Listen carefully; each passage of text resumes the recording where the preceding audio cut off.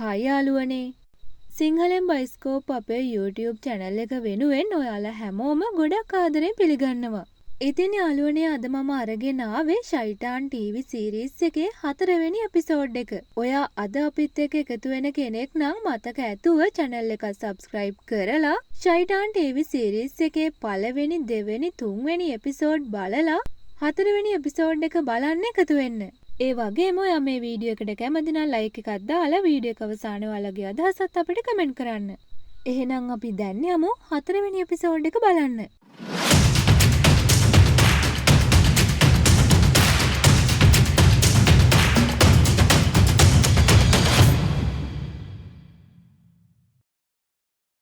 ඉතින් යාළුවනේ කාලය ගත වීමත් එක්ක හිතුවේවත් නැති සිදුවීම් කිහිපයක්ම සිද්ධ වෙනවා. බාලි කලාවතී දැන් විවාහ වෙලා ඉන්නේ. බාලිට දැන් ලස්සන දරු පවුලක් ඉන්නවා. එයාලා ගොඩක් සතුටින් කාලය ගත කරන්නේ. ඒත් යාළුවනේ මේ දකින දේවල් ඇත්ත සිදුවීම් නෙමෙයි. මේව මේ මරණාසන්න වෙලාවේ බාලිගේ හිතේ මැවෙන දේවල්. ඔන්න අයමත් දවසක් බාලි ඔබේලේෂුව මුණ ගැහෙන්න යනවා. බාලි ඕබලේෂුට කතා කරන්නේ ගුරුතුමා කියලා. ඕබලේෂු බාලිට කියනවා ඔය ගුරුතුමා කියන වචන කියන්න එපා. මොකද ඔහොම කිය තමයි හැමෝම පිටිපස්සෙන් ඇවිල්ලා අනින්න කියලා.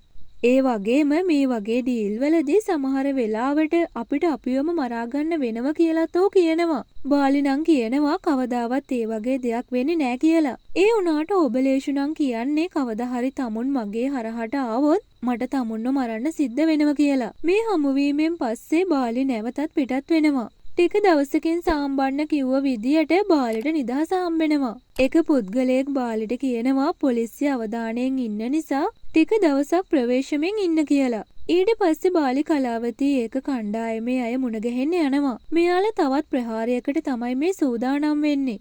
ඒ වගේම මේ වෙලාවේ ආරක්ෂක නිලධාරීන් මේ අය ගැන විමසිල්ලෙන් ඉන්නේ. ඒක පොලිස් නිලධාරිනියක් IPS විජය කුමාරට කියනවා මේ විප්ලවවාදීන්ගේ ප්‍රහාරක ලයිස්තුවේ ප්‍රධානම ඉලක්කය ඔයා කියලා. ඒ අයගේ ගොඩක් දෙනෙක් ඔයා විනාශ කරපු නිසා ඔවුන් වියරු වැටිලා ඉන්නේ. ඒ නිසා ආරක්ෂාව වැඩි කරන්න වෙයි කියලාත් ඇය කියනවා. ඒත් IPS විජය කුමාර නම් ඇයට කියන්නේ එයාලා අපිට පහර දෙයි කියලා බයෙන් ඉඳලා හරියන්නේ නැහැ. අපි එයාලගේ ලයිස්තුව අරගෙන එයාලගේ ප්‍රධානීන් දෙතුන් දෙනෙක් අල්ලලා වද දුන්න නම් එයාලා අපිට බය වෙයි කියලා. බාලි නම් මේ වෙලාවේ ඉන්නේ බීම එකක් බොන ගමන්. මේ බීම හදන්නේ කණ්ඩායමේ නායිකාව. මේ වෙලාවේ IPS විජය කුමාර් මෙතනට එනවා. විජය කුමාර් යන පස්සෙන්ම බාලිත් යනවා. මොහුව මරන්න තමයි මේ හැමෝම සූදානම් වෙලා ඉන්නේ. සාම්බන්න බාලිව හිරෙන් නිදහස් කරලා එව්වෙත් ඒකට. කණ්ඩායමේ හැමෝම හැම තැනම විසිරිලා විජය කුමාරව ෆලෝ කරනවා. මේ තමයි විජය කුමාර්ගේ ගෙදර. එතකොට මේ ඉන්නේ යාගේ දුව නිකි. විජය කුමාර් දුවට කතා කරලා අරගෙන ආව අයිස් එක එයාගේ අතට දෙනවා. නීති කියනවා කොලෙජ් එකේ රැස්වීම් වලට හැමෝගෙම දෙමව්පියෝ එනවා. ඒත් මගේ තාත්තා විතරයි එන්නේ නැත්තේ කියලා. ඒ වෙලාවේ විජය කුමාර් පොරොන්දු වෙනවා කොලෙජ් එකට බැඳෙන පළවෙනි දවසේ අනිවාර්යයෙන්ම එනවා කියලා. බාලි නම් මේ වෙලාවේ ඉන්නේ කලාවතී එක්ක. එයාලා හිරුදාව බලන්න තමයි මෙහෙම ඉන්නේ. කලාවතී බාලිට කියනවා මට කියන්න කියලා හිතේ මොනවා හරි තියෙනව නම් දැන් ඒ දේ කියන්න කියලා. එතකොටම බාලි අහනවා ඔයා මට ආදරය කරනවද කියලා. කලාවතී කියනවා මම ආදරය කරන්නේ නැහැ කියලා. ඒ වුණත් බාලි දන්නවා කලාවතී කියන්නේ බොරු කියලා. බාලි අය වැළඳ ගන්නවා. ආදරයෙන් හිස සිඹිනවා. බාලි තනියම හිතනවා ජීවිතය හරිම පුදුම දෙයක්. හෙට කවුරු ජීවත් වෙයිද කවුරු මැරෙයිද කියලා දන්නේ නැතුව අපි කාලය ගෙවනවා කියලා. මේ ගත වෙන්නේ විජය කුමාර්ගේ දුව නීති කොලෙජ් යන පළවෙනි දවස. ඒත් නීති ගොඩක් දුකෙන් ඉන්නේ. මොකද තාත්තා එදා කොලෙජ් එකට ඇරලවන්නම් කියලා දුන්න පොරොන්දුව කඩ කරන්න හදන නිසා. කොහොම හරි අවසානයේදී නීති තාත්තව කොලෙජ් එකට යන්න කැමති කරගන්නවා. ඉතින් දෙන්න එක පොලිස් ආරක්ෂාව යටතේ කොලෙජ් එකට එනවා. බාලිගේ කණ්ඩායමේ පිරිසක් කොලෙජ් එකට ඇවිල්ලා ඉන්නේ. මේ කණ්ඩායම කොලෙජ් එක පිරිසිදු කරන අය වගේ වෙස්වලාගෙන ඉන්නේ. විජය කුමාර් මරන්න පුළුවන් සුදුසු තැනක් එනකන් බාලි බලාගෙන ඉන්නවා. විජය කුමාර් වාහනයෙන් බැහැලා නීති එක කොලෙජ් එක පැත්තට යනවා. ලැබුණු අවස්ථාවෙන් ප්‍රයෝජන ගන්න කියලා හිතාගෙන බාලි ගන්න එක අරගෙන විජය කුමාර්ට වෙඩි තියනවා. ඒත් බාලිගේ ඉලක්කය වර්ධිනවා. නිලධාරීන් කලබල වෙලා බාලිට වෙඩි තියන්න පටන් ගන්නවා. කොලෙජ් එකේ ළමයිත් කලබල වෙලා දුවන්න පටන් ගන්නවා. තවමත් මේ කණ්ඩායම් දෙක අතර වෙඩි හුවමාරුව සිද්ධ වෙනවා. බාලිගේ කණ්ඩායමේ අය තත්ත්වයේ අවදානන් නිසා එතනින් පැනලා යනවා. ඊට පස්සේ විජය කුමාර් නීතිව ආරක්ෂා කරගෙන වාහනේ ඇතුළට ගිහින් දානවා. ඒත් එයා කැමති නෑ තාත්තා නැතුව ඉන්න. නීතිය ආයෙමත් ඇවිල්ලා තාත්තව වැළඳ ගන්නවා. මේ වෙලාවේ විජය කුමාර් දකිනවා තමන්ව ඉලක්ක කරගෙන ඉන්න බාලිව. විජය කුමාර් එයාගේ දුවව පැත්තකට තල්ලු කරනවා. ඒත් එක්කම විජය කුමාර්ට බාලිගේ වෙඩි උණ්ඩ වලට මුහුණ දෙන්න වෙනවා. නිකී අඬ තාත්තා ළඟට දුවගෙන යනවා. විජය කුමාර් ගොඩක් අමාරුවෙන් ඉන්නේ. ටික වෙලාවකට පස්සේ විජය කුමාර් අවසන් හුස්ම හෙලනවා. නීති හොඳටම අඬනවා. මොකද නීතිට ඉන්නේ තාත්තා විතරයි. අවසානයේදී නීති නිලධාරීන් එක්ක එකතු වෙලා විජය කුමාර්ගේ අවසන් කටයුතු සිද්ධ කරනවා. මේ වෙලාවේදී මේරි අනිත් නිලධාරීන්ට කියනවා විප්ලවවාදීන්ට එරෙහිව කරපු මෙහෙයුමේ ප්‍රධානිය වුණේ විජය කුමාර් සර්. ඒ දැන්නේ තනතුර නාගි රෙඩ්ඩි සර්ට පවරනවා. නාගි රෙඩ්ඩි නිලධාරීන්ට කියනවා විජය සර් වගේම මමත් උනන්දු වෙලා මේ විප්ලවවාදීන් රටෙන් නැති කරලා දානවා කියලා පොරොන්දු වෙනවා කියලා. ඒ කිව්ව විදියටම නාගි රෙඩ්ඩි නිලධාරීන් එක්ක මෙහෙයුම දියත් කරන්න පටන් ගන්නවා. මේ වෙලාවේ නාගි රෙඩ්ඩි සර්ට ඇමතුමක් එනවා විජය සර්ට පහර දුන්න විප්ලවවාදීන් සේෆ් හවුස් එකේ ඉන්නවා කියලා. ඒ තොරතුරු වලට අනුව නිලධාරීන් සේෆ් හවුස් එක ළඟට ඇවිල්ලා ඕන්න වට කරලා වෙඩි තියන්න පටන් ගන්නවා. මේ වෙලාවේ බාලිත් මේ කණ්ඩායමේ අයත් එක්ක ඉන්නේ. කණ්ඩායම් දෙක අතර වෙඩි හුවමාරුව පටන් ගන්නවා. බාලි ඇතුළු කණ්ඩායම දැන් අවදානම් තත්ත්වයක ඉන්නේ. උන්න ටිකක් ඉවර වෙලා තියෙන්නේ. මේ බව දැනගත් නිලධාරීන් නාගි රෙඩ්ඩි සර්ට කියනවා මෙයාලගේ උණ්ඩ ඉවර නිසා අපි ළඟටම ගිහිල්ලා වෙඩි තියලා දාමු කියලා. එතකොට නාගි රෙඩ්ඩි කියනවා මේ වගේ අය වෙනුවෙන් උණ්ඩ නාස්ති කරන්න ඕන නෑ. ගෙට පෙට්‍රල් දාලා ගිනි තියමු කියලා. මාධ්‍ය වලින් ඇහුවොත් රසායනික පිපිරීමක් වෙලා ගිනි අරගෙන කියලා අපි කියමු කියලාත් ඕ කියනවා. මේ කතාව අතරතුර බාලි අනිත් අයත් එක්ක එකතු වෙනවා. හැමෝම කියනවා අපි ගිහින් බාර වෙමු කියලා. ඒත් නායිකාව කියනවා ඒක කරන්න බෑ. එයාලට තියෙන කේන්තියත් එක්ක අපි එළියට ගියොත් අපිව මරලා දාවි කියලා. නාගි රෙඩ්ඩිගේ අනට අනුව නිලධාරීන් ගෙට පෙට්‍රල් දාන්න පටන් ගන්නවා. කණ්ඩායමේ නායිකාව කියනවා ඔයාලා පැන ගන්න. මම එයාලට බාර වෙන්නම් කියලා. එතකොට බාලි කියනවා ඒක කරන්න බෑ. මැරෙනව නම් ඔක්කොම අය මැරෙන්න ඕන. ඒත් නායිකාව ඒකට විරුද්ධ වෙනවා. එයා බාලිටයි අනිත් අයටයි පැනලා යන්න මාර්ගය හදලා දෙනවා. ඒත් එක්කම නාගි රෙඩ්ඩි ගිනි තියන්න පටන් ගන්නවා. මේ වෙලාවෙම මෙතනට මාධ්‍ය නාලිකාවලින් එනවා. ඒ නිසා නිලධාරීන් ඉක්මනටම ගින්න නිවලා දානවා. මාධ්‍ය නාලිකාවලින් එනවා කියලා දැකලා නාගි රෙඩ්ඩි කියනවා පොලිසිය අය බල්ලෝ වෙනුවට මෙයාලව තියාගත්තනම් හරි. පුදුම ඉවක්නේ මෙයාලට තියෙන්නේ කියලා. ඊට පස්සේ නාගි රෙඩ්ඩි පීකරයක් අරගෙන ඇතුළේ ඉන්න අයට කියනවා තමුල් එළියට ආවේ නැත්නම් අපි ඇතුළට එනවා කියලා. ඒත් එක්කම කණ්ඩායමේ නායිකාව දොර අරගෙන එළියට එනවා. ඇය පෙට්‍රල් වලින් නෑවිලා ඉන්නේ. ඇය එළියට ඇවිල්ලා අතේ තියෙන ලයිටරේ පත්තු කරලා ගිනි තියාගන්නවා. ඒත් එක්කම බාලී අනිත් අයයි එතනින් පැන ගන්නවා. ඒ වගේම ඔවුන්ගේ නායිකාව ගොඩක් වේදනාව විඳ විඳ අවසන් හුස්ම හෙලනවා. ඇය දිහා බලන් ඉන්න මාධ්‍ය වේදීන් එතනට යන්න උත්සාහ කරනවා. ඒත් නාගි රෙඩ්ඩි ඒකට ඉඩ දෙන්නේ නැහැ. ඉතින් යාළුවනේ මේ විදියට 4 වෙනි එපිසෝඩ් එක අවසන් වෙනවා. එහෙනම් අපි ආයෙමත් 5 වෙනි එපිසෝඩ් එකත් එක්ක හමු වෙමු. ඔයාලා හැමෝටම සුබ දවසක්. හායි යාළුවනේ. හැමදාම වගේ මාදත් සුපුරුදු විදියටම සිංහලෙන් බයිස්කෝප් අපිත් එක්ක එකතු වෙලා ඉන්න යාළුවෝ හැමෝම ගොඩක් ආදරෙන් පිළිගන්නවා. ඉතින් යාළුවනේ ෂයිටාන් ටීවී සීරීස් එකත් එක්ක ඉන්න ඔයාලට අද මම අරගෙන ආවේ 5 වෙනි එපිසෝඩ් එක.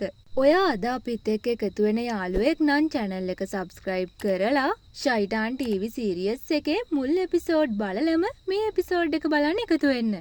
ඒ වගේම ඔයාලා මේ වීඩියෝ එකටත් කැමති නම් ලයික් එකක් දාලා වීඩියෝ එක අවසානයේ ඔයාලගේ අදහසත් අපිට කමෙන්ට් කරන්න. අපි දැන් යමු 5 වෙනි එපිසෝඩ් එක බලන්න.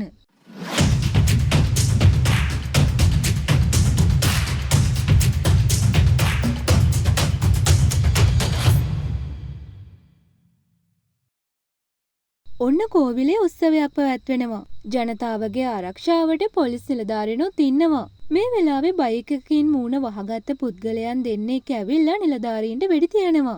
ඒත් උන්ට කරදරයක් වෙන්නේ නැහැ. ඒ පුද්ගලයෝ දෙන්න නිලධාරීන් පස්සෙන් පන්නගෙන යද්දී ඔවුන් එතනින් පැනලා යනවා. එක නිලධාරියෙක් තවත් නිලධාරියෙක්ට මේ ගැන දන්වනවා. මාධ්‍ය වේදිනුත් තොරතුරු ලබා ගන්න ඕන නිසා මේ අය පස්සෙන් පන්නනවා. නිලධාරිනුත් උත්සාහ කරනවා මේ දෙන්නව අල්ලගන්න. කොහොම හරි මේ දෙන්න ගෙයක් ඇතුළට රිංගනවා. ඒ දෙන්න පස්සෙන් නාගි රෙඩ්ඩි සර් වගේම අනෙක් නිලධාරිනුත් ඒ ගෙදර දොර අරගෙන ඇතුළට යනවා. මාධ්‍ය වේදිනුත් මෙතනට ඇවිල්ලා ඉන්නේ. ඔන්න ටික වෙලාවකට පස්සේ ගේ ඇතුළෙන් වෙඩි සද්දයක් ඇහෙනවා. මාධ්‍යවේදීන් නාගිරෙඩ්ඩි සර්ගෙන් ප්‍රශ්න කරද්දී ඔහු කියනවා මේ දෙන්න තමයි විජය කුමාර් සර්ගේ මරණයේ සැකකරුවන් දෙන්න. මෙයාලව පණපිටින් අල්ලගන්න හැදුවත් ඒකට එයාලා ඉඩ දුන්නේ නැහැ. මෙයාලා අපිට වෙඩි තියද්දී අපේ ජීවිතවල ආරක්ෂාවට අපිට වෙඩි තියන්න උනා කියලා. ඒ වගේම මේ දේවල් වැරදි විදියට ප්‍රචාරය කරන්න එපා කියලා ඔහු කරුණාවෙන් ඉල්ලනවා. ඒත් නාගිරෙඩ්ඩි සර් කියන මේ කතාව ඇත්තක් නෙමෙයි. මේ ඔක්කොම නාගිරෙඩ්ඩිගේ ප්ලෑන් එකකට අනුව වුණ දේවල්. ඇත්තම සිද්ධිය මෙන්න මේකයි. එදා දවසේ නාගිරෙඩ්ඩි සර්ට කෝල් එකක් එනවා. ඒ විප්ලවවාදීන් දෙන්නේ කල්ලගත්ත කියලා. නාගිරෙඩ්ඩි කියනවා ඒ දෙන්නව අපේ සුපුරුදු තැනට එක්කන් එන්න කියලා. ඊට පස්සේ නාගිරෙඩ්ඩි නිලධාරීන් එක්ක එතනට එනවා. ඊළඟට ඔවුන් එකතු වෙලා ඒ විප්ලවවාදීන් දෙන්නට වෙඩි තියනවා. එක නිලධාරියෙක් අහනවා මෙතනම මරලා දැම්මම මාධ්‍ය වලින් ප්‍රශ්නයක් වෙන්නේ නැද්ද කියලා. ඒ වෙලාවේ නාගිරෙඩ්ඩි කියනවා ඒකට මම ප්ලෑන් එකක් හදලා තියෙන්නේ කියලා. ඊට පස්සේ නාගිරෙඩ්ඩි මේ විප්ලවවාදීන් දෙන්නගේ ඇඳුම් ඇඳගත්ත දෙන්නෙක්ටම තමයි නිලධාරීන්ට වෙඩි තියන්න කියලා තියෙන්නේ. ඒ අය මාධ්‍යවේදීන්ට පේන්න මෙතනට ආවට පස්සේ නාගිරෙඩ්ඩි යාලට කියනවා කාටවත්ම පේන්න යන්න එපා කියලා. ඊළඟට නාගිරෙඩ්ඩි පොලිස් කාර්යාලයට යනවා. ඒ යද්දී නාගිරෙඩ්ඩිට මැඩම මුණ ගැහෙනවා. නාගිරෙඩ්ඩි ඇයට කියනවා අපි යාළුව බේරගන්න උත්සාහ කරත් ඒක කරගන්න බැරි වුණා කියලා. ඒ වෙලාවේ මැඩම් කියනවා ඔයාගේ රඟපෑම නවත්ත ගන්න. මම හැමදේම දන්නවා. මාධ්‍යවේදීන් දැන් ඇවිල්ලා ඉන්නේ. ඔයා පටන් ගත්ත නාට්‍යයේ මගේ චරිතේ දැන් මම කරන්න යනවා කියලා. ඊට පස්සේ මැඩමුත් නාගිරෙඩ්ඩි මාධ්‍යයට කිව්ව බොරුවම කියනවා. නාගිරෙඩ්ඩිගේ මේ රංගපෑම් වලින් පස්සේ බාලි මාධ්‍ය හමුවකට යනවා. මෙතනදී එක පුද්ගලයෙක් මාධ්‍යයට කියනවා විජය කුමාර්ගේ ඝාතනයට පොලිසියෙන් මෙයාව සැක කරනවා. මේ විදියට සැක කරපු අනිත් අය දැන් ජීවතුන් අතර නැහැ. මෙයාගේ ජීවිතේටත් අවදානමක් තියෙන නිසායි අද මාධ්‍ය ඉස්සරහම පොලිසියට බාර වෙන්න හදන්නේ කියලා. ඒත් එක්කම පොලිසියෙන් මෙතනට එනවා. බාලි ඒ වෙලාවේ එයාගේ ෂර්ට් එක ගලවනවා. එහෙම කරන්නේ එයාගේ ඇඟේ කිසිම තුවාලයක් නැහැ කියලා නිලධාරීන්ට පෙන්වන්න. මේ වෙලාවේ නිලධාරීන් බාලිව අරගෙන යද්දී අර පුද්ගලයා මාධ්‍යයට කියනවා මෙයාට මොකක් හරි කරදරයක් වුණොත් ඒකට වග කියන්න ඕන පොලිසිය කියලා. බාලි බන්ධනාගාරයට එද්දී ඒකේ ඉන්න අය බාලිව සතුටින් පිළිගන්නවා. බාලි ඊළඟට එන්නේ සාම්බන්න ළඟට. සාම්බන්න බාලිව ගොඩක් අගය කරනවා. ඒ හමුවීමෙන් පස්සේ නාගිරෙඩ්ඩි සර් බාලිව වෙනම සිරකුටියකට දානවා. ඔන්න එක දවසක රංගන්න බාලිගේ ගෙදරට එනවා සල්ලි අරන් යන්න. ජයා රංගන්නට එළියෙම ඉන්න කියලා සල්ලි අරන් එන්න යනවා. රංගන්න ජයාට හොරෙන් ගේ ඇතුළට ඇවිල්ලා දොර වහනවා. ජයා ආයෙම සල්ලි අරගෙන එනකොට තමයි රංගන්නව ඉන්නව දකින්නේ. ජයා රංගන්නට බනිද්දී ඔහු කියනවා මම ඔයා ගැනයි අම්මා ගැනයි හොඳට දන්නවා. ඒ නිසා රංගපාන්නේ නැතුව මාත් එක්ක එන්න කියලා. ජයා ඒකට කැමති වෙන්නේ නැති නිසා රංගන්න ඇයට පහර දෙනවා. ඊට පස්සේ ජයාව බිමට තල්ලු කරලා බෙල්ල මිරිකනවා. ජයා අඩපණ උනාට පස්සේ රංගන්න ඇයව දූෂණය කරනවා. මේ සිදුවීමෙන් පස්සේ ජයා අම්මත් එක්ක හොස්පිටල් එකට ඇවිල්ලා ප්‍රතිකාර අරගන්නවා. මෙතනට සීනුයි එයාගේ යාළුවයි ඇවිල්ලා ඉන්නේ. සීනු යාළුවට ඉඟි කරනවා ජයාට එන්න කියන්න කියලා. යාළුවා බනිනවා ජයා බැඳපු කෙල්ලෙක් අනික දැන් දූෂණය වෙලා ඉන්නේ කියලා. ඒ සීනු ඒව ගණන් ගන්නේ නැහැ. සීනුගේ කරදරේ නිසාම යාළුවා ජයාට කතා කරනවා. සීනු ජයාට කියනවා මට ඔයාව කසාද බඳින්න ඕන කියලා. ජයා ඔහුව තදින් වැළඳ ගන්නවා. මේ වෙලාවේ බාලි ඉන්නේ සිරකුටියේ. මෙතනට නාගිරෙඩ්ඩි එනවා. බාලි සතුටෙන් ඉන්නව දකින නාගිරෙඩ්ඩි බාලිට පහර දෙනවා. මේ වෙලාවෙක නිලධාරියෙක් ඇවිල්ලා කියනවා බාලිගේ ගෙදර අය ඇවිල්ලා බලන් ඉන්නවා කියලා. ඊට පස්සේ බාලි එනවා අම්මවයි නංගිවයි හම්බ වෙන්න. අම්මා බාලිට කියනවා රංගන්න කවුරුවත් නැති වෙලේ ඇවිල්ලා නංගිව දූෂණය කළා කියලා. ඒත් බාලිට ඒක විශ්වාස කරන්න බෑ. අම්මා ආයේ බාලිට කියනවා රංගන්නට මොනවා හරි කරන්න. නැත්තම් හැම එකාම ගෙට රින්ගන්න ඒවි කියලා. ඒත් බාලි කියනවා ඒක කරන්න බෑ. මං නායකතුමාට කියලා මොකක් හරි කරන්න බලන්නම් කියලා. ඊට පස්සේ අම්මා කේන්තියෙන් එතනින් යන්න යනවා. බාලා ආයේ සාම්බන්න ළඟට යනවා.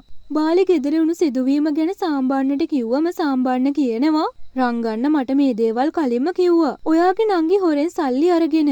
ඒක රංගන්න දැකලා තියෙනවා. ඊට පස්සේ තමුන්ගේ නංගියාට තර්ජනය කරලා මේ දේ කාට හරි කිව්වොත් දූෂණය කරා කියලා කියනවා කියලා. බාලි කියනවා මගේ පවුලේ එහෙම කරන්නේ නැහැ කියලා. ආයේ සාම්බන්න අම්මා ගැන කියලා බාලිට අපහාස කරලා යන්න යනවා. මේ වෙලාවේ නාගිරෙඩ්ඩි ඉන්නේ වෙනම ප්ලෑන් එකක. නාගිරෙඩ්ඩි සිරකාරයෙක්ව ගෙන්නලා දඬුවම් කාලය අඩු කරලා දෙන්නම් කියලා ඔහුට අණ කරනවා බාලිව මරන්න කියලා. ඊට පස්සේ ප්ලෑන් එකේ විදියට රාහුල් එනවා සාම්බන්නයි බාලි ඉන්න සිර කුටියට. සාම්බාන නිලධාරියෙක්ගෙන් අහනවා හැමදාම කාව හරි මගේ කුටියට එවන්නේ මොකක් හරි ප්ලෑන් එකකටද කියලා. එතකොට නිලධාරියා කියනවා මේවා හිලින් ලැබෙන නියෝග කියලා. එදා රෑ රාහුල් එයාගේ ප්ලෑන් එකට අනුව බාලිව මරන්න සූදානම් වෙනවා. බාලි නිදාගෙන ඉන්නේ. ඒත් රාහුල් බාලිට කිට්ටු වෙන්න හදද්දිම බාලි ඇහැරෙනවා. රාහුල් ඉක්මනටම එයා එක්සයිස් කරනවා වගේ රඟපානවා. ඊළඟ දවසේ කලාවතී එනවා බාලිව හම්බ වෙන්න. බාලි ඇයගෙන් අහනවා ඇප ගන්න නීතිඥවරයෙක් එක කතා කළාද කියලා. කලාවතී කියනවා මේ පාර ඇප ගන්න ලේසි නෑ. කවුරුවත් අපේ පැත්තට කතා කරන්නේ නෑ කියලා. බාලි කලාවතියට ස්තුති කරනවා එයාගේ ජීවිතයට ඇවිල්ලා ආලෝකය ලබා දුන්නට. බාලි අය කියනවා ගෙදර තියලා තියෙන සල්ලි රංගන්නට දෙන්න කියලා. මොකද ඒව ගෙදර තියෙන එක ආරක්ෂිත නැති නිසා. ඔන්න තවත් දවසක භූමති එනව රංගන්නව හොයාගෙන ආයි ගෙදරට. භූමති රංගන්නට කියනවා අක්කෝ යාව එක්කන් එන්න කිව්වා කියලා. රංගන්නත් හරි සතුටින් යනවා භූමති එක්ක. මෙයාලා කවුරුත් නැති තැනකට තමයි යන්නේ. භූමති රංගන්නට කන්න කෑම වගේම හොඳට බොන්නත් දෙනවා. රංගන්නට දැන් හොඳටම වෙරි වෙලා ඉන්නේ. ඊට පස්සේ භූමති ගලක් අරගෙන ඇවිල්ලා රංගන්නට ගහන්න හදනවා. ඒත් එක්කම රංගන්න හැරිලා භූමතියට ගහනවා. භූමති යාගේ පිහි අරගෙන රංගන්නට අනින්න හදද්දී රංගන්න භූමතියට ආයෙත් ගහන්න පටන් ගන්නවා. භූමති ගලක් අහුල ගනිද්දී රංගන්න භූමතියගේ බෙල්ල තද කරලා අල්ල ගන්නවා. ඒත් එක්කම භූමති යාගේ අතේ තියෙන ගලේ රංගන්නට ගහනවා. බිම වැටුණු රංගන්නට භූමති ලොකු ගලක් අරගෙන ඇවිල්ලා ගහනවා. ඊට පස්සේ භූමති පිහිය අරගෙන රංගන්නගෙන් අහනවා මගේ අක්කට අත තියන්න තරම් හයියක් ආවේ කොහොමද කියලා. ඔන්න ඊළඟට භූමති රංගන්නගේ අත් දෙක කකුලෙන් පාගගෙන බෙල්ල කපල වෙන් කරලා දානවා. අවසානයේදී රංගන්නගේ ඔළුව මල්ලකට දාගෙන භූමති ඒක අරන් යනවා. ඔන්න එක දවසක් රෑ බාලි කාටත් හොරෙන්ම හිර කුටිය උඩ තට්ටුවට යනවා. ඒත් එක්කම එහා පැත්තෙන් භූමති රංගන්නගේ හිස බාලිට පේන්න ලීයක රඳවනවා. බාලි ඒක දැකලා ගොඩක් සතුටු වෙනවා. මේ විදියට බාලි එයාගේ ජයග්‍රහණයේ සතුට සමරද්දී රාහුල් හොරෙන්ම පිටිපස්සෙන් ඇවිල්ලා බාලිගේ ඔළුවට යකඩයකින් පහර දීලා එතනින් පැනලා යනවා. ඒත් එක්කම බාලි සිහිසුන්ව ඇදගෙන වැටෙනවා. ඔන්න යාළුවනේ 5 වෙනි එපිසෝඩ් එකත් මේ විදියට ඉවර වෙනවා. ඔයාලා හැමෝටම සුබ දවසක්.